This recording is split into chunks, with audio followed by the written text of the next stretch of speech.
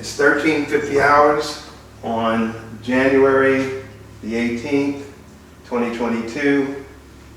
My name is Carlton Cartwright. I'm the Executive Director for the Veterans Memorial and Multicultural Histories Incorporated. And sir, what is your name? My name is Karium Edwards. What branch of the service were you in? U.S. Army. You're still in the Army, aren't you? No, I'm retired. You're retired, okay. How many years did you, what rank were you when you separated? I was retired as an E9 Sergeant Major. Okay, and what city are we in? We're in Orlando, Florida. Okay. Prior going into the service, excuse me, prior going into the service, what were you doing and where were you living? I was living in Jacksonville, Florida. I had recently graduated from high school in Jacksonville, Florida. Okay. Did you have your degree before you entered the service? No, I did not. Okay. And where was okay, so when you went in the service, where was your boot camp? My boot camp was at Fort Dix, New Jersey. Okay. Why did you choose that branch of the service, by the way? Well, actually, Jacksonville is known for naval, being one of the second largest naval base in the U.S. I decided to go into the Army because my older sibling had also had gone into the Army and haven't considered any other branch. Okay. So where was basic training? Again, basic training was at Fort Dix, New Jersey, followed by my AIT, where I learned my actual skill, was at Aberdeen Proving Ground, Maryland.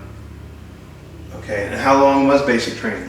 Basic training is generally 8 weeks, 2 months, followed by your special skill set or your job that you're going to learn at AIT. Mine was actually a self-paced course that was originally set up for 8 weeks. Since it was self-paced, I was able to pick it up very quickly, and I graduated out of there within 5 weeks. And so the combination of basic training and your AIT, how long was that? Basically, for me, it was just a little better than 3 months. What were your instructors like? All the way through, basic and AIT? Typical. The Brown had basic training drill sergeants, lived up to their reputations, but their job is primarily to break you down and build you up, as the saying goes. I had very good instructors. I excelled in basic training. I ended up becoming the super jock, as they called it then, where I was the best of my cycle doing basic training. So you were best of your cycle. Did you leave basic training and AIT with any awards or medal citations? Basically, citation, badge that they present to you, along with certain other documents that was handed to you. But basically, it's just a recognition that you excelled in your class. Okay. Before you went to your first duty station, did you take a break and go home, or did you just go directly to the next tour, to your first tour? No, I went directly to my next training phase in AIT in Maryland. But once I completed that assignment, before I went to my first active duty duty station, which was at Fort Hood, Texas, I took a break because it was during the holiday time. Okay.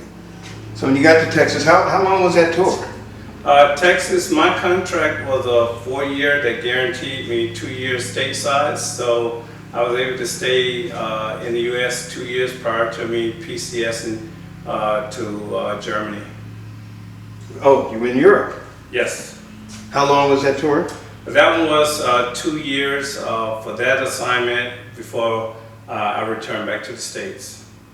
Okay, so tell me about the tour, and I'd also like to know, while you were stationed in Germany, the other places that you got to travel around Europe or wherever you may have taken either on R&R or been deployed to. Okay. At that time, there was not really deployments. We had a lot of training exercises that we did all over Europe. Places like Grafenwöhr, Hoensfeld, wild flicking. I was in Third ID, so we trained a lot out, meaning that we can be out in what we call a field exercise anywhere from 2 weeks to 3 months. So we had very extensive training that we did. During my off time, I took advantage of a lot of the MWR tours that took me all over Europe, places such as... MWR, Morale, Welfare, and Recreation? That's correct. So I took advantage of those trips on the weekends. Some of them was extended through the holiday weekends. Places like Italy, France, Paris, Garmisch. There's a host of places. Anywhere that I was able to go, Spain, that was offered to us, I took advantage of it. Okay. While you were there in Germany for 2 years, did you come back at home at all for any reason? Vacation, family? No, I had told my family once I went across that pond, I was not coming back across until my current tour duty was over. Okay, up to that point, through your basic training and 2 years in Germany during that tour, were there any casualties? Did you suffer any accidents, injuries? I'm grateful to say the majority of my injury was sports related. I was an advocate sports participant in all sports that was available for us over there.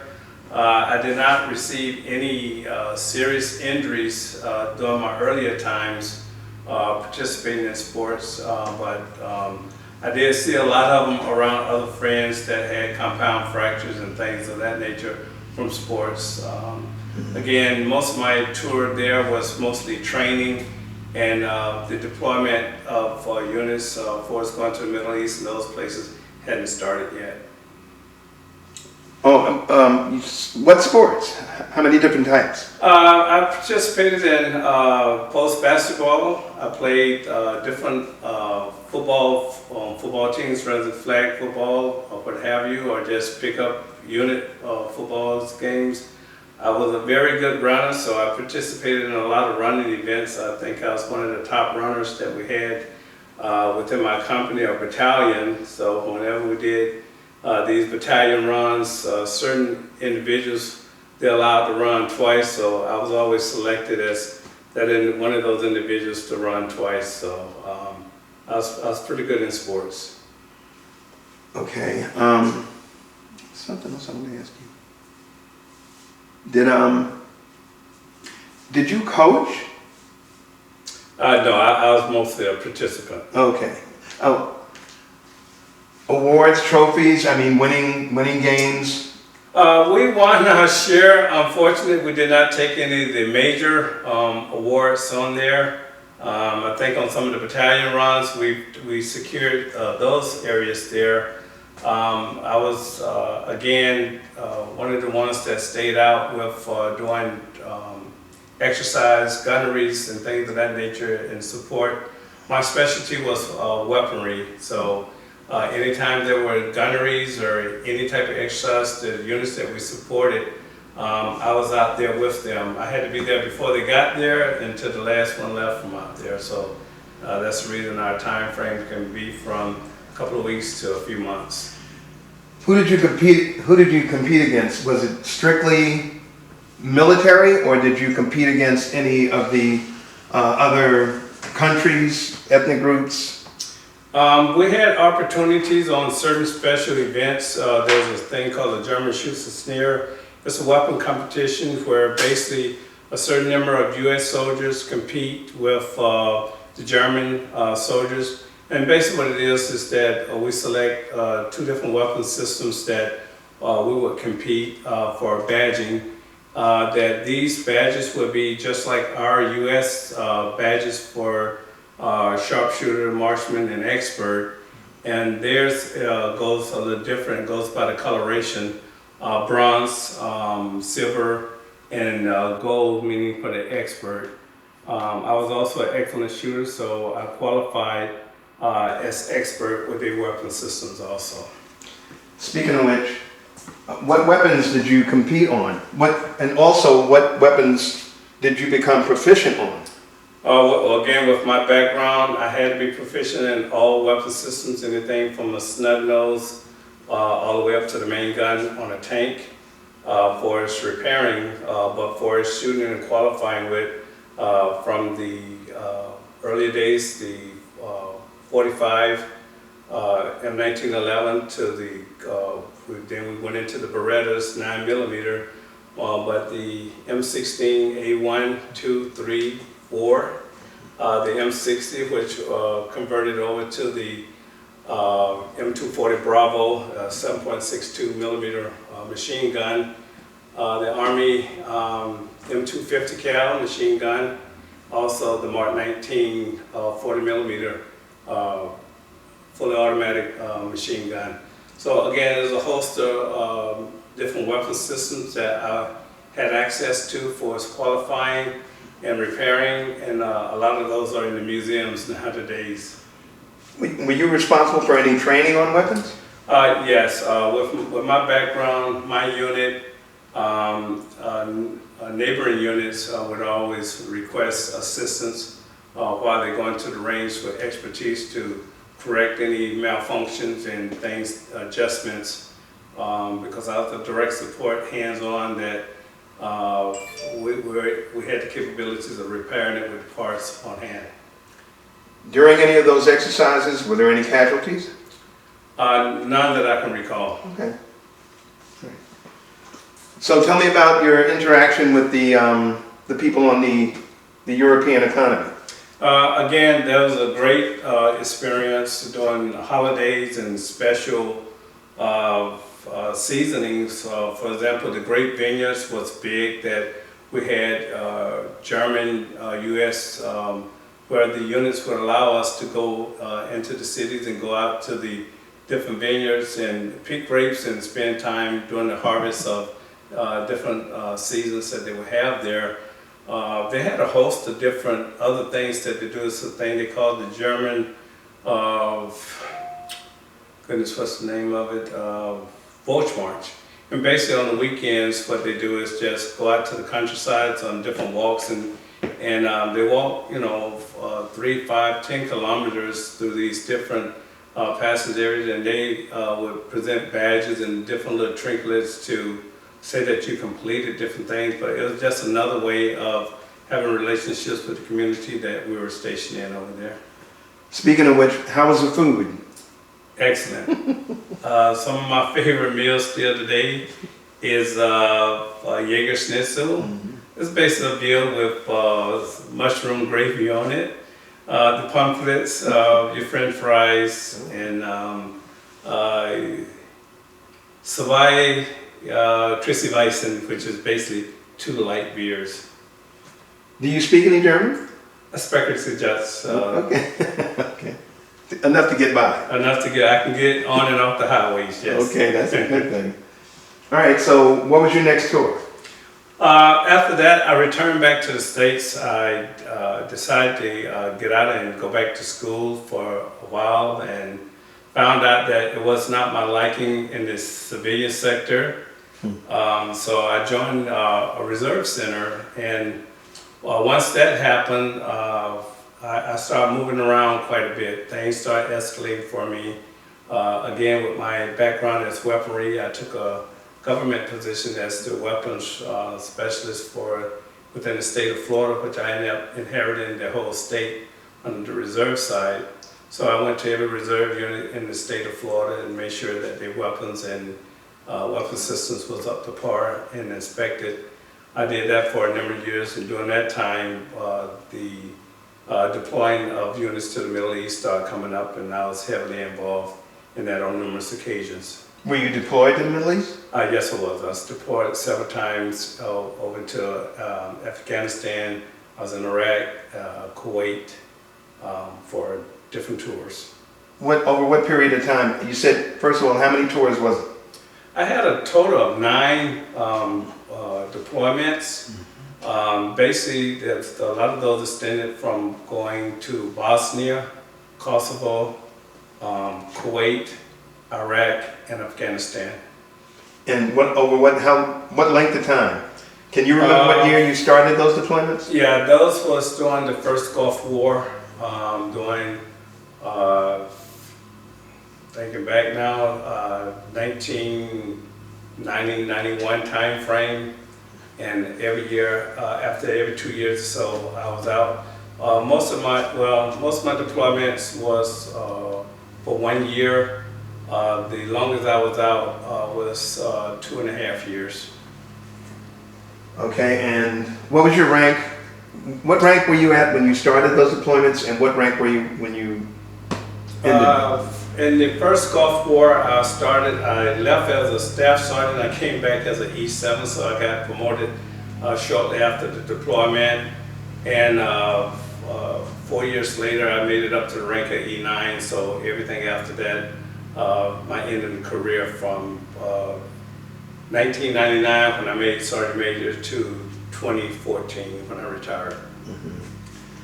So let's talk about casualties over that time period. Casualties, again, they were enormous. Fortunately for me, I did not have to experience the actual combat, but on my way back from one visit to a site where I had soldiers on our return, there was one of the local nationals out of Kuwait had a vehicle overturned with, they cut off one of our military vehicles in a Humvee, and the vehicle flipped over and it decapitated one of the soldiers. So my soldiers was the first one on site that they went into the protocol. What they've been trained to do was to perform any type of medical assistance, 2, to secure the area, secure any weapon systems that they may have had within the side of the vehicle until the appropriate authorities arrived on the scene. Did you see a lot of casualties from other units? Not on a lot of the other units, but again, anytime you're in the Middle East, you're on the front. And so we had a number of rockets come into different campsites. And again, I was fortunate I didn't have to deal with the seeing of mass or any large number of casualties of that sort. Okay, throughout your military career, did you have any issues as far as racism is concerned? Racism is everywhere, and the military do not, eliminate the possibilities for that. It's there, it's right up in your face. I like to think that as long as that my education, my training, my record gave me the best opportunity to compete or advance for any opportunities out there. I like to think I had that. Some cases I did not, but at the same time, you have to go persevere and push forward.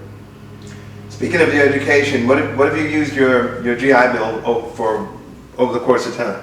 During the course of time, even during deployments, the great thing about the military, you still had the opportunity to receive training to enhance your civilian education. So I did finish up my associate's degree while I was deployed. That was a great thing that was very meaningful to me.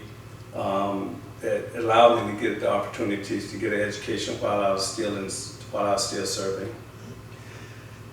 After the service, by the way, did you use your GI Bill to purchase a home? Yes, I did. I used the VA loan to purchase the home that I'm currently in. Okay. But yes, I would like to think that I use all the opportunities that are out there. I'm connected with the Wounded Warriors program, which I think is an excellent opportunities for veterans to be a part of, being with other veterans that's been into similar like situations that they've been in, that they can talk on the same level because they've been into some similar situations out there that normal civilian population may or may not understand what it's like or what they've been through. You said that you had, there was, I guess, well, right, at the term, you said that when you had come home initially, you got out of the service? Yes, Okay. I originally ETS'd in 1982. Shortly thereafter, I felt the need to be back engaged into the armed forces, and that's when I joined the reserve. During that time, I ended up spending more time in uniform than I was in civilian, because there was a lot of opportunities for continuing education on the military side, as well as opportunities for events that was upcoming. Okay, so in other words, what was it that, was there something that disagreed with you about being a civilian again? Slow pace. Most of us, while we're in, do not realize that how busy we are and the things that we do. And when you come back on the civilian side, side of the going there, if you will, it's a very slow pace. We're used to doing something, going somewhere every weekend that we had a day off, and versus where in the civilian side, it's more so that, well, I work 5 days and I want to sit home and just, relax, And then again, even though we have families on both sides, military and the civilian side, I think the military side is a lot more robust, and they're a lot more outgoing and more busy than the civilian regular family lifestyle. Speaking of which, throughout your military career, did you ever have any problems staying in touch with your family? During that time, it was more writing letters, not as much phone calls because of overseas costs on phone calls.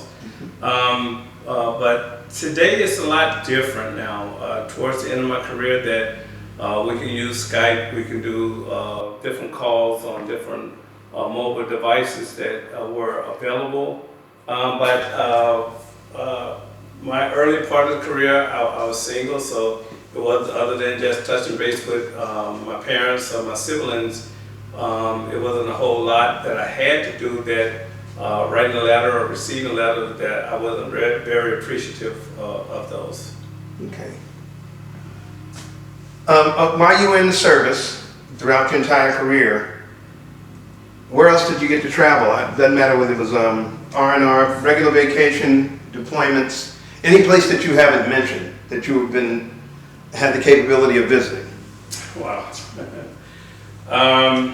Again, I guess going backwards, one of my last mobilization deployments was down to Guantanamo Bay. I spent a year there, something that I thought I would never get an opportunity to do. Prior to that, that was during the 2011-2012 time frame. Prior to that, I had just recently come from Afghanistan, again from 2009 to 2010.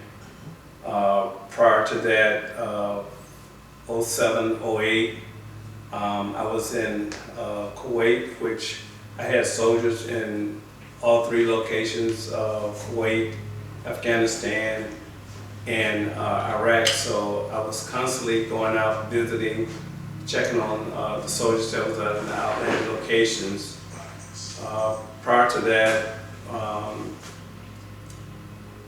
I did a tour over in Germany, where I was running CONOPS for postal operations for Bosnia and Kosovo.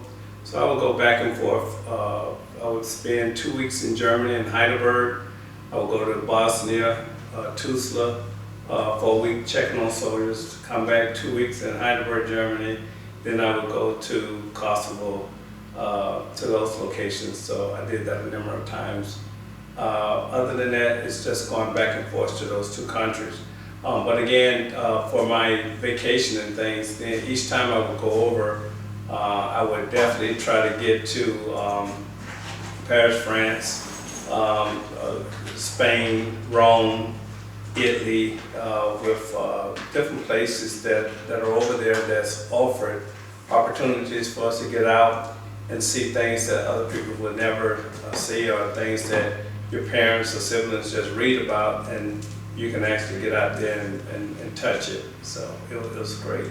Speaking of that, I heard you say we, so I take it for granted you were married, are married. At the time of my initially stays there, I was single there. Later on, I was married and spent some time, or had the family come over and spend some time. But it wasn't a whole lot of opportunities for me to spend with the family over there due to the missions that I had. Okay.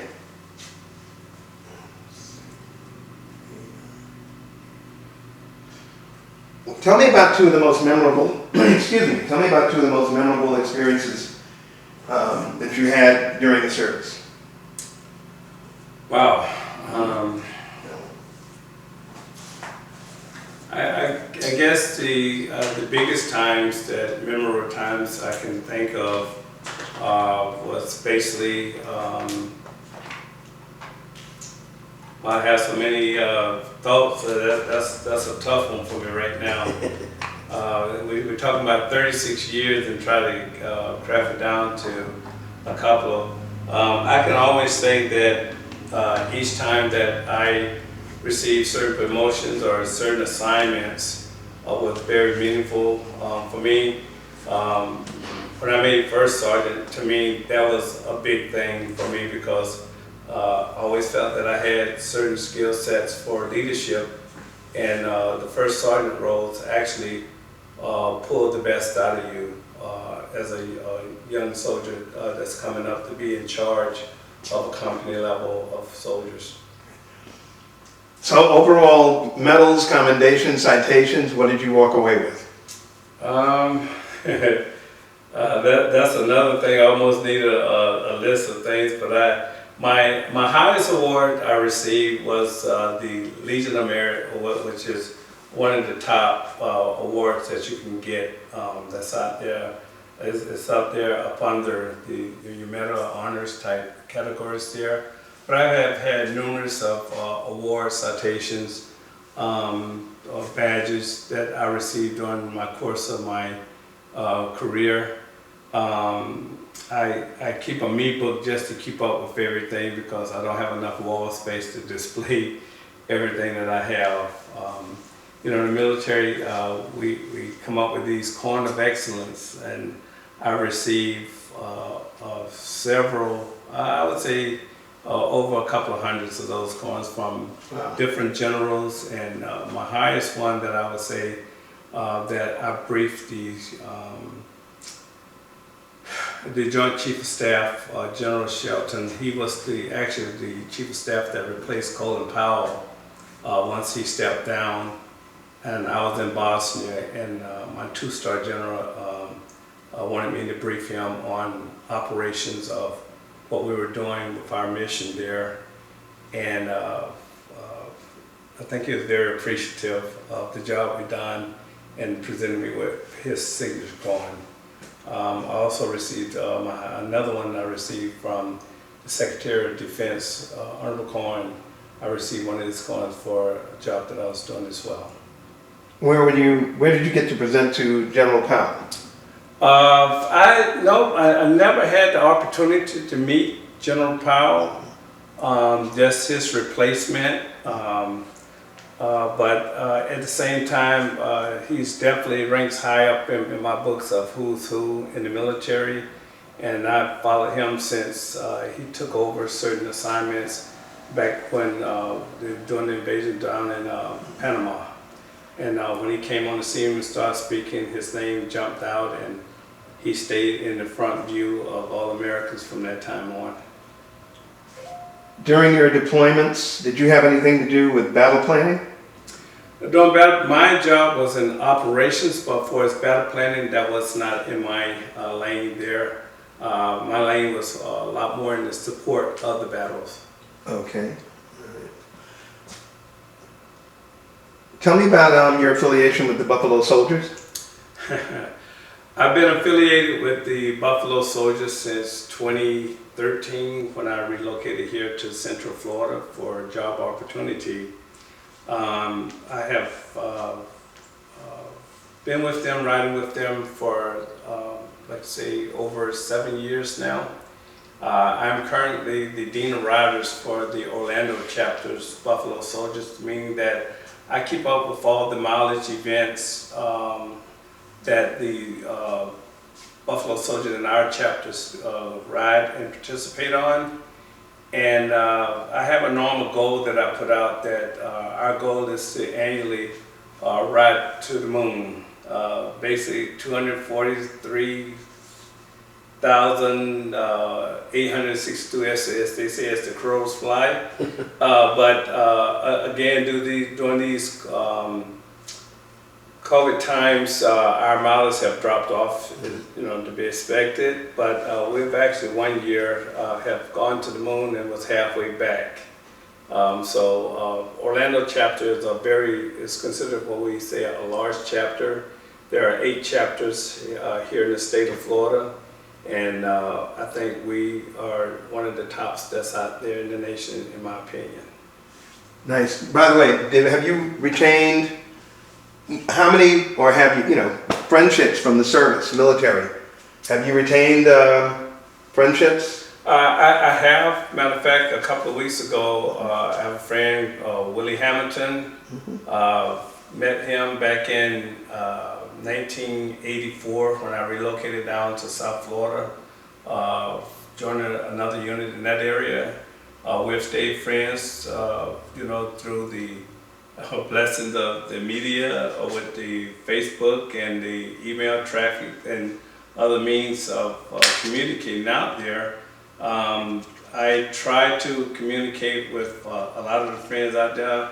I've had some friends from elementary school reach out to me through the social media network, and it would be no way that I can communicate with those folks if it wasn't for those social media pieces out there. Unfortunately, during my earlier times in service, you had an address book that kind of faded away as you moved along or lost, and you lost contact with a lot of those individuals there. But I'm grateful for a lot of the friends that reached out to me and stayed in contact with me over the course of the years. Please remind me, what year did you say you separated? I separated in 2014 when I retired from the Army. So for the last 8 years, did you have another career after that? Yes, I was working with different contract organizations such as Lockheed Martin. In what capacity? As a government contractor, and doing different jobs, running different sites. One of my jobs was to run the what we call a VCTS, which is a version clearance, route clearance simulators. But we did that mission, and missions come and missions go, so I no longer work for those organizations now. But I'm still Where did you do that job? Here in Orlando. Okay. Here in Orlando. It's just basically conducting training for route clearance for the military. Okay. So, just a few more questions.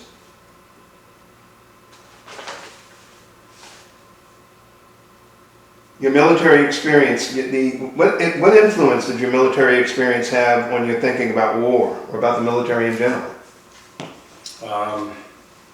As soldiers, we're trained to follow the guidance from our leadership, our commander-in-chief. Once all the negotiation and everything is all said and done, and it's not agreed upon, and we're called to act. We've taken an oath saying that we would defend our Constitution and things that we work for and go about in the U.S. And I follow the guidance on that. So I don't have an issue with when we're called to do our job, do your job. How did your service and experiences affect your life overall? Greatly, greatly. I think the things that I've learned and appreciate mostly is basically the things that I learned coming up through the military. I've had some great leaders and some great folks to influence how I do my job, and take everything that you do and get them do it to your best abilities, and hopefully everyone else do the same with their jobs.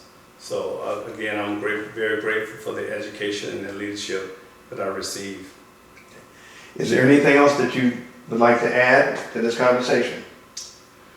I'd like to thank you for this opportunity for me to sit here and kind of go back in, memory lane, so to speak, and just think about the things that I've done that's been over 40-some years now, and to be able to look in the camera and one day be able to see or hear these same words that I'm speaking now.